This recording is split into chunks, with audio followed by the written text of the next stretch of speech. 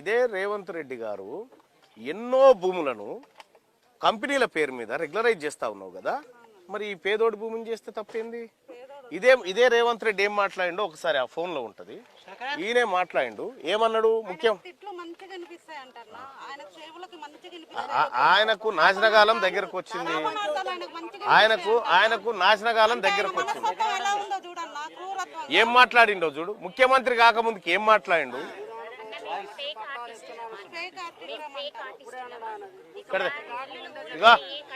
ఇగో చూడమ్మా, ఇగో ముఖ్యమంత్రి కాకముందుకు ఏం మాట్లాడిండో చూడండి. సైలెంట్.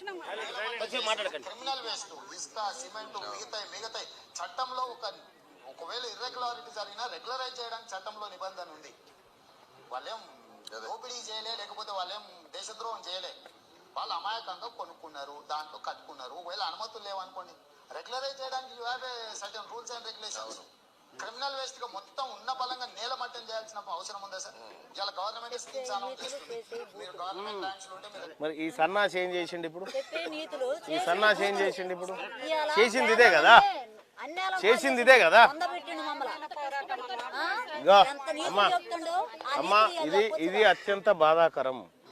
ఇటువంటి ఘటన జరగకూడదు. ఇక్కడ ఈ ప్రజల పక్షాన నిలబడడానికే మీ అందరి సోదరుడిగా తీన్మార్ మల్లన్నగా మీరందరూ ఓట్లేస్తే గెలిచినోడిగా నేను ఇక్కడికి వచ్చి కూర్చున్నా. మీరు నాకేం పని చెప్తారో చెప్పండి, నేను చేయడానికి సిద్ధంగా ఉన్నా. రైట్.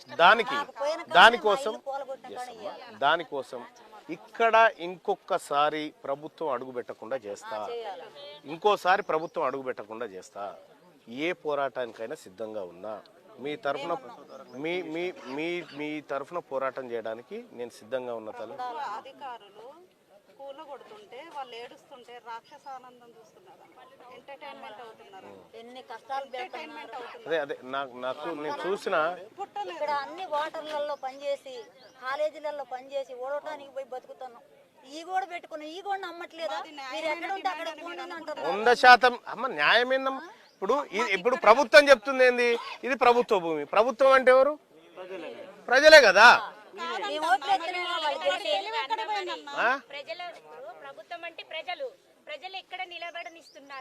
అందుకోసమే అమ్మా ఒకటి చెప్తా ఉన్నా, మా లాంటి వాళ్ళు ఉన్నదమ్మా. ఇగో మీలాంటి వాళ్ళు కన్నీళ్లు పెడుతుంటే మేము పదవులో ఊరేగడం కూడా మా పిల్లలకు పాపం తగులుతుంది. అర్థమైందా? అందుకోసమే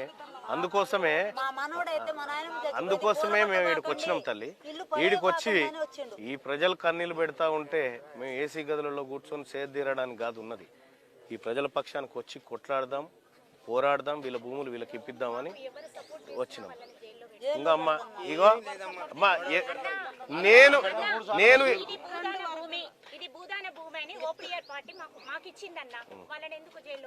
అమ్మ ఒకటి చెప్తాను.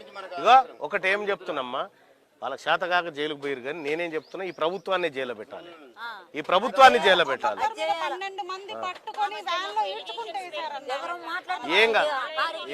ఏం కాదమ్మా, మనం అర్హులం. మీ తరఫున పోరాటం చేయడానికి సిద్ధంగా ఉన్నాం. ఇగో అమ్మా మీరు గుర్తుపెట్టుకోండి, ఇందులో ఒక్క గజం భూమి కూడా పోనీ అని చెప్తా ఉన్నా కదా. పోనివనమ్మా, 100% పోనివను. ఇందులో భూమి పోనివను. మీరుండండి అమ్మా. మేము దానిపైనే కార్యాచరణ తీసుకుంటా ఉన్నాము. ఇందులో గజం భూమి కూడా పోనివ్వడానికి సిద్ధంగా లేము. దేనికైనా మేము సిద్ధంగా ఉన్నాము. ఆ భూమి మీది, ఈ భూమి మీది, ఈ నేల మీది, మీకే దక్కాలి. చేస్తా.